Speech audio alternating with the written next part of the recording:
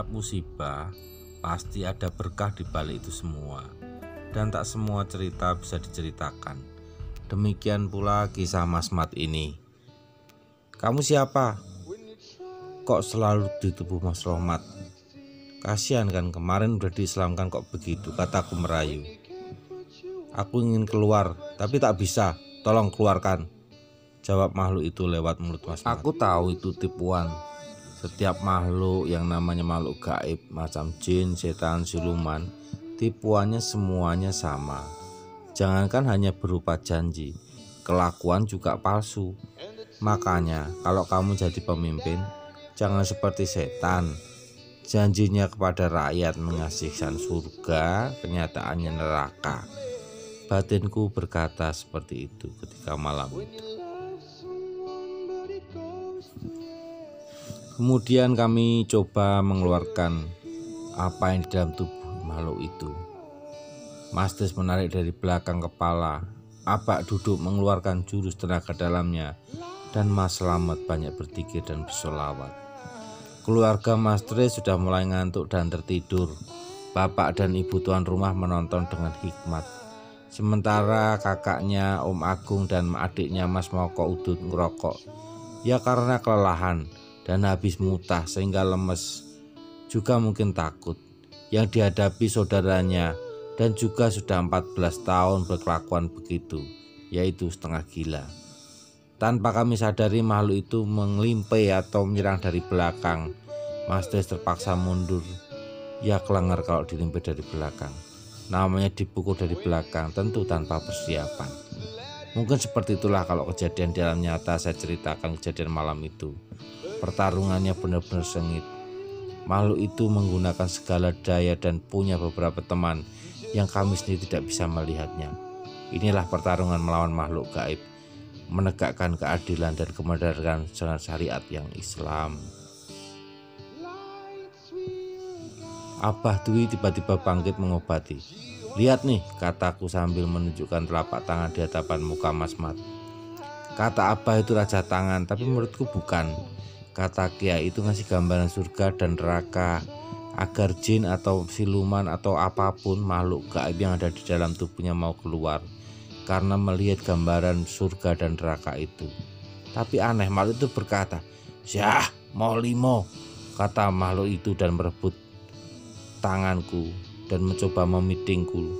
Saat itu tangan kananku berebut dengan tangan kiri Mas Mat, dan aku hanya diam.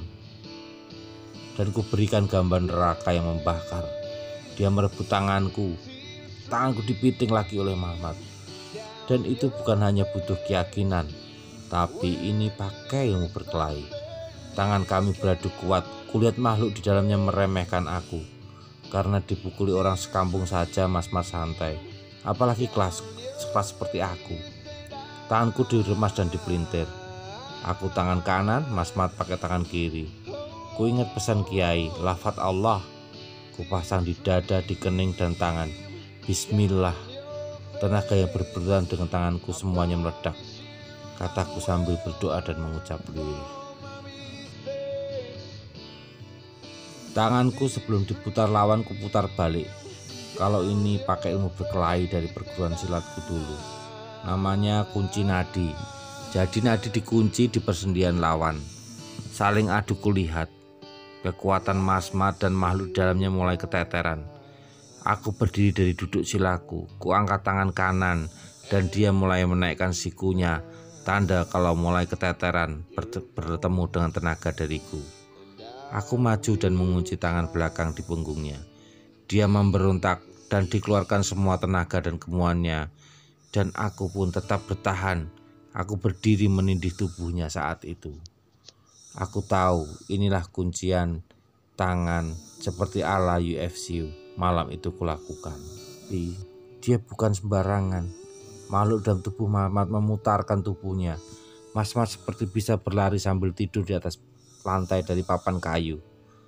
Kemudian seperti jurus Hiten Miserugi Batosai dalam film Samurai X.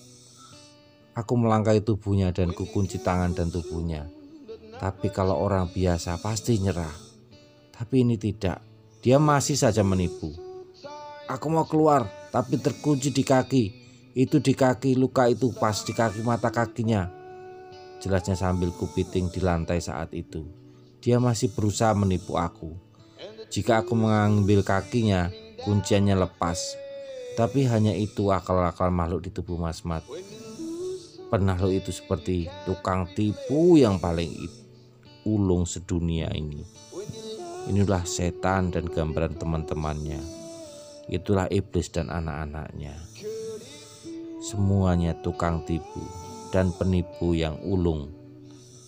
Orang yang ada tubuhnya itu makhluk seperti itu pasti hobi nipu dan berkarakter ulung. Tujuannya adalah sama, yaitu menipu. Melihat kejadian itu, Abah bangkit dari duduk dan mengeluarkan jurus-jurus pemotong rantai gaib. Bagiku seperti tipuan, wong tak ada, tapi ternyata berefek juga pada Mas Mat. Kulihat makhluk itu sudah kehilangan akalnya. Dia berusaha memberontak tapi tak bisa. Mas Mat sudah aku tindih di lantai kayu. Kutekan punggungnya seperti yang dikajarkan kiai guruku padaku. Makhluk ini sangar, tapi kata Abah itu sambil menggambarkan bentuknya. Dia hitam, bertanduk, bersisik, kulitnya akan mengeluarkan asap hitam. Matanya seperti api dari neraka menyeramkan. Abah minta pulpen dan kertas kemudian menggambarkannya. Dan makhluk di Mas Mat ini digambarkannya seperti di TV-TV. Sedangkan aku masih sibuk menguji Mas Mat dan menindih tubuhku di atasnya agar dia tidak menyerang lagi, agar dia tidak ngamuk lagi, agar kami mudah mengeluarkan makhluk di dalam tubuhnya itu.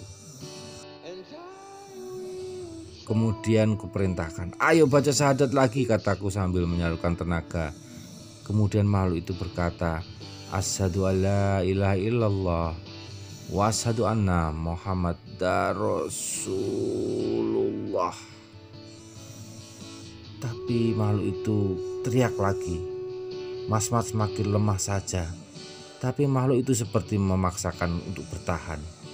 Ku coba konsentrasi lafaz Allah. Abah mendorong keluar makhluk itu dengan ilmunya. Kemudian selesailah dia mengulang kata-kata, asyhadu alla ilaha illallah wa asyhadu anna Muhammadar Rasulullah.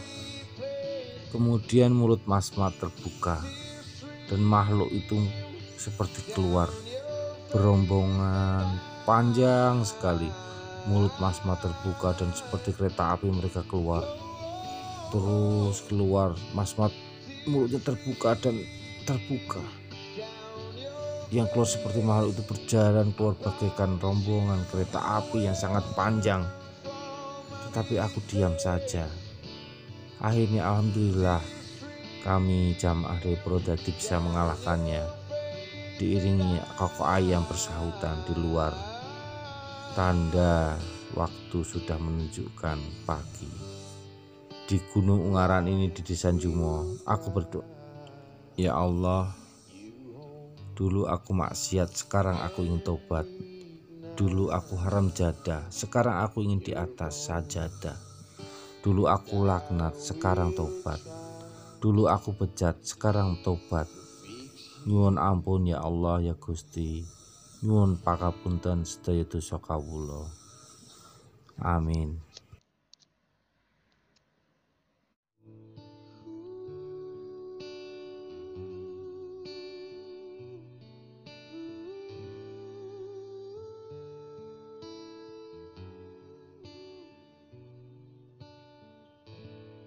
When you try your best but you don't succeed, when you get what you want but not what you need, when you feel so tired